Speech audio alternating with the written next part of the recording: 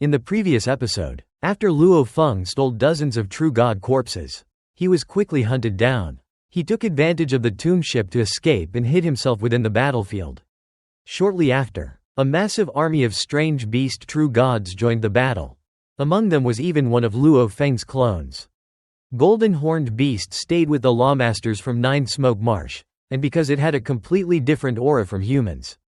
Even true gods could not recognize it as Luo Feng, since beings in the world of Jin did not possess multiple bodies. No one suspected the truth. Above Nine Smoke Marsh, 6 true gods of void space from Zanyu Mountain and Nine Smoke Marsh observed the battlefield. They realized Luo Feng had escaped detection by hiding as a Lawmaster strange beast carried among the troops. They also concluded he possessed 2 machine-type treasures, including an extremely powerful true god-level boat, and assumed the army highly valued him. However, none of them realized Golden Horned Beast and Luo Feng were the same being. Although the true gods of void space controlled the battlefield and knew everything happening below, they did not dare interfere because of the hidden rules governing the world of Jin. Months passed, and the war neared its end. The captain from Zanyu Mountain became furious because his soldiers still could not locate Luo Feng despite searching all the major battlefields. The captain had witnessed Luo Feng kill a strange beast true god and knew how valuable he was. Originally hoping to gain military credits by targeting Luo Feng, he became desperate after failing to find him for 6 months. To force greater cooperation, the captain revealed a secret to the other 2 teams led by Yu Luo and Ku Fa. He announced that Luo Feng had stolen over 30 true god bodies from Nine Smoke Marsh. The soldiers were shocked and struggled to believe it, but the captain insisted it was true. Secretly, he believed Yu Luo and Ku Fa were too weak to challenge Luo Feng directly and could only help locate him. Yu Luo's group, lacking enough military credits to survive, decided they had to confirm whether Luo Feng truly possessed the true god bodies. Fear of death drove them into a frenzy. Ku Fa's team, also short of military credits, reached the same conclusion and began searching for Luo Feng as their last chance. Wu He also received the captain's message and was stunned. After struggling for so long to earn military credits, he could hardly believe Luo Feng had acquired more than 30 true god bodies. He deeply regretted separating from Luo Feng earlier, realizing he could have shared in the rewards. Meanwhile, all the soldiers hunted for Milky Way, but none could find him because Luo Feng remained hidden as Golden Horned Beast among the strange beast army. During this time, Luo Feng even spotted Wu He several times without being recognized. As the war dragged on and casualties mounted, many warriors and strange beasts retreated. Wu He eventually contacted Luo Feng privately and warned him that the captain, Ku Fa, and Yu Luo were searching for him to steal the true god bodies. Wu He offered to exchange a true god armor for 1 true god body. Hoping to survive by reaching the required military credits, Luo Feng agreed to negotiate later at the military camp if Wu He could offer enough valuables. Luo Feng planned to exploit Wu He's desperation and demand even more treasures. A few days later, Ku Fa also attempted to negotiate with Luo Feng, but he lacked sufficient valuables. Luo Feng mocked him for proposing a trade outside the military camp and cut off communications entirely. After a full year, the war finally ended as the true gods of void space appeared and Zanyu Mountain's forces retreated. Once the conflict stopped, the soldiers who still lacked military credits became desperate. Yu Luo's strange beast soldiers decided to seize military credits directly from the captain and Ku Fa's groups. Ku Fa and the captain reached the same conclusion, realizing their only hope of survival was to rob others. All 3 teams prepared for internal conflict over military credits. At the edge of Nine Smoke Marsh, Golden Horned Beast Luo Feng said farewell to several strange beast lawmasters he had befriended during the war. Completely unconcerned about the fate of the Python River Army soldiers, Luo Feng departed carrying an enormous amount of military credits and disappeared from Nine Smoke Marsh. After leaving Nine Smoke Marsh, Luo Feng and Wu He secretly returned to the East Army military camp. Among the 3 troops led by the captain, Ku Fa, and Yu Luo, only the captain's group had successfully obtained a true god corpse. The others still lacked enough military credits and were desperately considering different methods to survive the disaster-level mission, including killing each other, continuing the hunt, or taking advantage of others' efforts. Many warriors were destined to die in such missions. Luo Feng eventually arrived at the enormous East Army camp and entered it while observing the endless lines of tribal warriors and beasts joining the army. At the same time, countless warriors were continuously exiting wormholes around the camp to carry out missions. Some appeared relaxed, while others were worried about upcoming reincarnation-level missions and hoped to earn enough military credits to exchange for treasures that could help them survive. Hidden near the camp, a silver-armored warrior from the Purple Moon Holy Land was secretly monitoring the wormhole exits under orders from Purple Moon Ancestor. Although he did not understand why the Ancestor valued Luo Feng so highly, he continued watching for the Milky Way Horde leader's appearance. Inside Purple Moon Holy Land, Purple Moon Ancestor questioned two Universe Masters about Luo Feng's whereabouts. They explained that they had entered the world of Jin after following the boat of Mausoleum and believed Luo Feng would most likely join the East Army. But they had not found him yet. Purple Moon Ancestor ordered them to continue monitoring the wormholes and gather information whenever Luo Feng gained fame. The two Universe Masters were instructed to alternate between guarding the camp and completing missions. Purple Moon Ancestor revealed intense killing intent toward Luo Feng, believing the world of Jin provided many opportunities to eliminate him because of the inheritance of Duan Dong River. Later, in the virtual universe on Thunder Island, Luo Feng met with his teacher, Primal Chaos City leader. Luo Feng explained that he had completed a disaster-level mission and earned a large amount of military credits, ensuring his safety for a long period while he explored the world of Jin further. Primal Chaos City leader reminded him that all major powers across the universe ocean were now focused on the world of Jin because it contained opportunities to transcend reincarnation.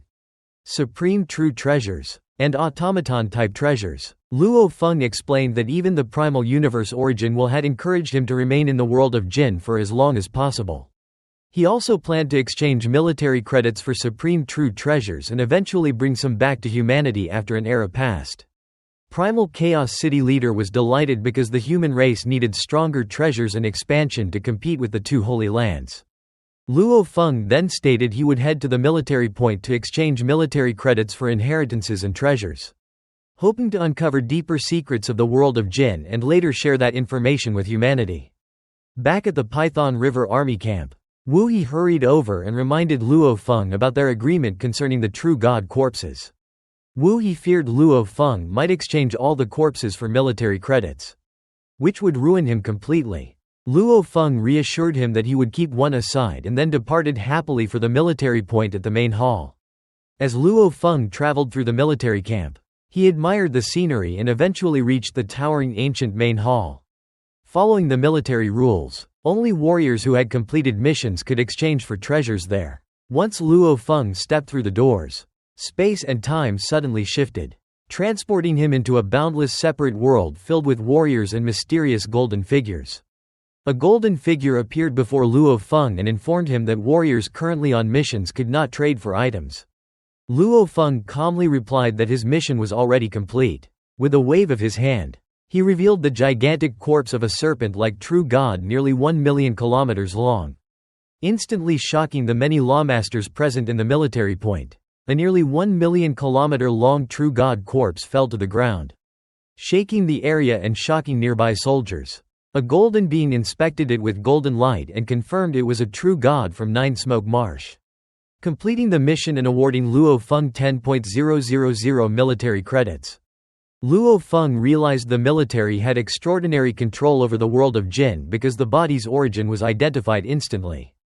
The golden being allowed Luo Feng to exchange military credits for treasures, inheritances, weapons, machines, or other resources. Luo Feng chose to purchase the highest level basic information about beings above true gods for 3,000 military credits, leaving him with 7,000. The information could only be read there and appeared on a massive light screen visible only to him. The records explained the cultivation hierarchy in the world of Jin, under Undying fighters, lawmasters, true gods of void space, and eternal true gods. All life forms were born at the undying level, and most naturally became undying upon maturity. Undying fighters and lawmasters were godly body life forms whose life imprints and energy were fused together. When godly power was consumed, life imprints were also consumed, greatly reducing combat power. Losing half of the godly body could reduce power by 90%. After becoming a true god, life forms returned to their original state. Flesh and blood beings regained separated bodies and souls instead of fused godly forms. A true god's body contained immense energy, while the soul was hidden inside a heart of true god. A mysterious space connected to the miniature universe. No matter the distance, true gods could draw energy from their miniature universes into the heart of true god. There were 3 methods to kill a true god: completely destroying the body and the mysterious space, destroying the soul through soul attacks, or using attacks powerful enough to damage the heart of true god through shockwaves. Stronger bodies protected the heart better. True gods possessed miniature universes transformed from god countries. Cultivation beyond true god involved understanding the evolution of the universe. A true god of void space could create a void space with a thought. Eternal true gods could create miniature universes with a thought, trapping areas as large as 10.000 square light-years inside their personal universes and suppressing weaker beings absolutely.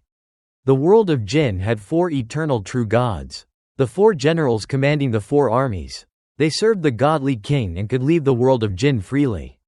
Unlike ordinary soldiers who required summons, Luo Feng suspected the godly king had already died because the giant corpse in Universe Ocean likely belonged to him. According to the original will, life forms from the world of Jinn could not survive outside after the godly king's death. The records also explained that there were major differences in strength among true gods and higher beings depending on the structure of their miniature universes. True gods had miniature universes with diameters of 100 million light-years, while true gods of void space ranged from 1 to 10 billion light-years. Luo Feng realized the founders of Purple Moon Holy Land and Eastern Emperor Holy Land were likely true gods of void space based on the sizes of their miniature universes. Miniature universes were the foundation of cultivation and could transform external energy into godly power without life imprints. Every breakthrough required the miniature universe to evolve as well. If a miniature universe was destroyed, the owner could survive but could never advance further. Destroying miniature universes was extremely difficult. Only peak true gods of void space could destroy true god miniature universes. Only peak eternal true gods could destroy those of true gods of void space. And eternal true god miniature universes were indestructible. In the world of Jinn, all miniature universes were gathered in the center under the protection of the godly king, making them inaccessible to others. There were 3 major cultivation levels: true god of void space, and eternal true god, with each breakthrough becoming vastly more difficult than the last. The rarity of eternal true gods in the world of Jinn reflected this difficulty. There were 2 paths to becoming a true god: the law route and the godly power route. The law route was the common method, while the godly power route was far harder. On the godly power route, life genes were divided into 3 levels, and reaching the 3rd level of 90.000 times life genes was considered legendary. A cultivator who achieved this level before becoming a true god would possess strength comparable to an eternal true god. Such individuals could easily become true gods of void space, and advancing to eternal true god afterward would be much easier. After reading the information, Luo Feng realized how difficult it would be to achieve 90.000 times life genes before the end of the reincarnation era. Although uncertain of success, he resolved to try his best and planned to break through to true god regardless of his final life gene level if time ran out. Luo Feng then requested to view inheritances. The golden figure displayed a massive catalog divided into categories such as refined treasures, automaton treasures, and close combat treasures. Luo Feng discovered that inheritances required huge amounts of military credits, with some restricted to members of special troops. One blazing godly power secret technique alone required 1 million military credits and was comparable to the first 2 volumes of Extermination. Next, Luo Feng examined weapons and armor. True god level armor generally cost around 10.000 military credits, while weapons ranged from 2.000 to 1 million military credits. Battleships started at 50.000 military credits. Palace-type supreme true treasures were the most expensive, followed by soul-type, domain-type, armor-type, and attack-type treasures. Luo Feng felt relieved that his 300.000 military credits were enough to purchase several decent supreme true treasures. After spending an entire day studying inheritances, treasures, and travel records of the world of Jin, Luo Feng finally requested to see automaton-type treasures. One of his main goals for entering the world of Jin, he wanted a powerful offensive treasure to complement his Shi Wu wings and boat of mausoleum. The list contained only 86 true god-level automaton treasures. Luo Feng noticed the black cloud wings, which cost 150,000 military credits. It specialized in escape, defense, and restraining enemies but had weak attack power. Remembering how difficult it had been to escape from it in Nine Smoke Marsh, Luo Feng was impressed that it was only considered an ordinary true god-level automaton treasure. As Luo Feng continued browsing, he saw prices rise dramatically from hundreds of thousands to millions of military credits. He focused on treasures he could afford and became interested in the Misty Blade. A huge two-handed blade costing 320,000 military credits. It possessed extremely strong attack power through transforming godly power via its inner core. Though it consumed enormous amounts of godly power, Luo Feng liked it because blades were his primary weapon, but he noted that its function overlapped somewhat with Blood Ghost Blade.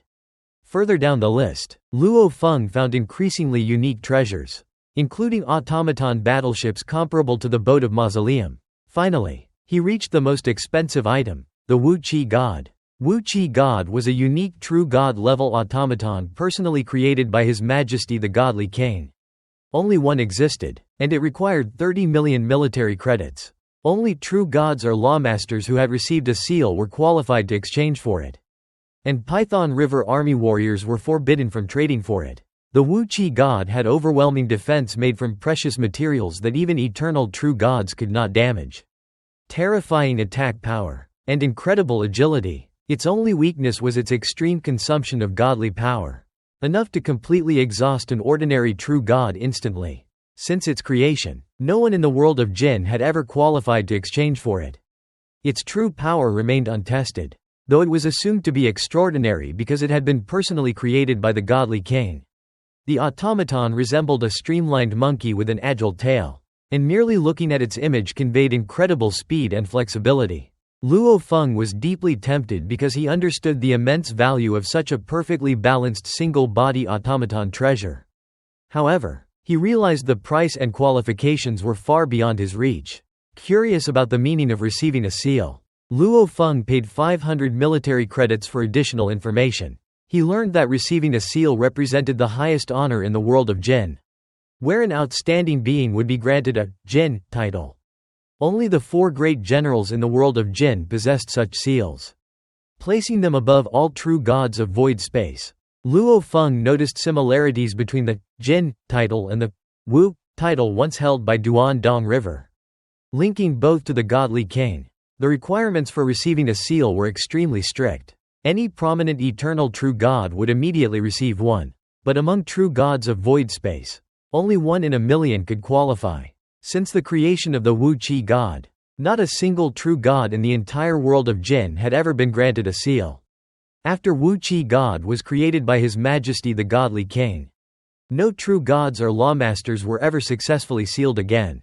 Becoming a sealed great being greatly elevated one's status, placing them close to the 4 generals and granting enormous privileges and treasures similar to wuxia god. However, the requirements were so strict that countless talented beings in the world of Jin failed to achieve it. Luo Feng asked the Golden Being whether there were tasks that could help him become sealed. The Golden Being explained that there were 2 methods for a lawmaster.